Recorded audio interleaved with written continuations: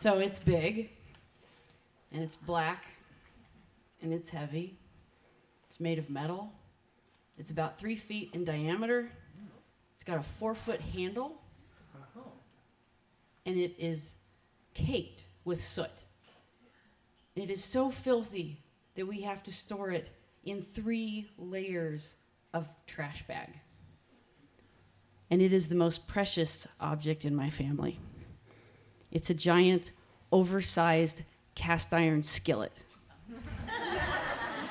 So I grew up in Idaho Springs, up in the mountains. Probably a lot of you have been through Idaho Springs very quickly on your way to somewhere else.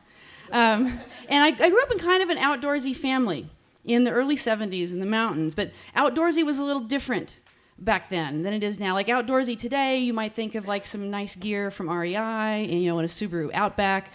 But outdoorsy, in the early 70s in Colorado was more, Grizzly Adams and Mountain Manny. And it was just a little more grubby. Then our favorite thing to do as a family was to go out on a Sunday morning and cook out breakfast with our giant skillet. And it usually went like this. Like my dad would get up really early on Saturday morning and he'd say, "Hey, let's go cook out breakfast." And we'd all be, yes! So my brother, Ken, he would go out to the shed and he'd get the cook box, which was this really heavy wooden box that my dad had made that it had a sort of a fold-down front on it that made a little cook prep area. And it had all these cubbies in it where my mom could put the food. So she would, put like get the eggs in there and the bacon and the potatoes and the bread. And it had this contact paper from the 70s that was like floured, and it made it so she could wipe it off and keep it clean.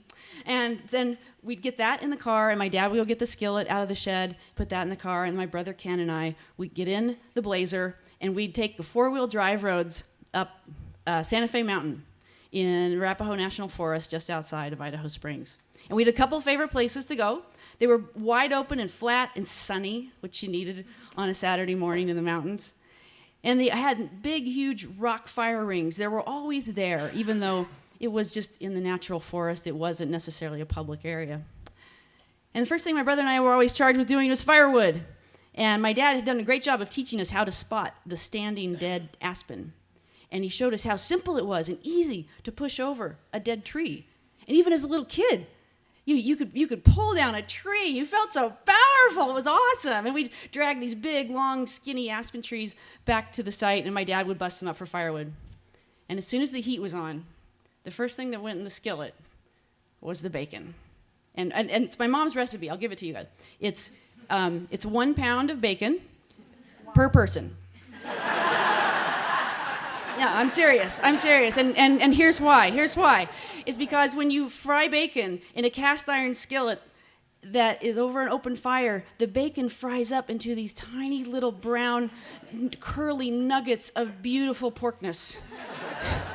And when it was all done, my mom would have to scoop all the bacon out and put it on some paper towels. And we tried really hard not to eat all the bacon before the breakfast was complete, and sometimes less successful than others. And the next thing that went in were the potatoes. Into the hot bacon grease, Mom would dump the potatoes, and they're full of moisture and water, so they would hit the grease and just, all the moisture would fly. You had to kind of stand back. And this is the part of the process where I learned as a kid the word patience, because potatoes take a while. And this is also kind of an interesting thing that I noticed growing up with this, and when I cook outdoors as well, there is some kind of anomaly with gravity around an outdoor cook site. Because it doesn't matter how much precaution you take or the steps you do to prevent this, somehow the earth rises off the ground and into the skillet, or perhaps into your coffee, and it gives everything we ate outdoors this Grizzly Adamsy crunch. The last thing my mom would put in the skillet was the eggs. She would dump them in with the potatoes. She'd scramble them right in the pan, and we would stand by with our little aluminum camp plates ready to go, because nothing cools off hot food faster than a cold mountain air on a Saturday morning. And we'd as quick as we could. And I think about, my grandma's fine china is definitely precious to me.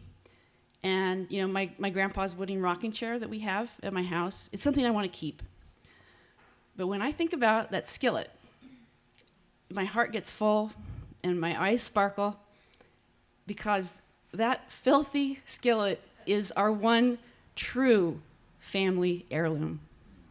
Thank you.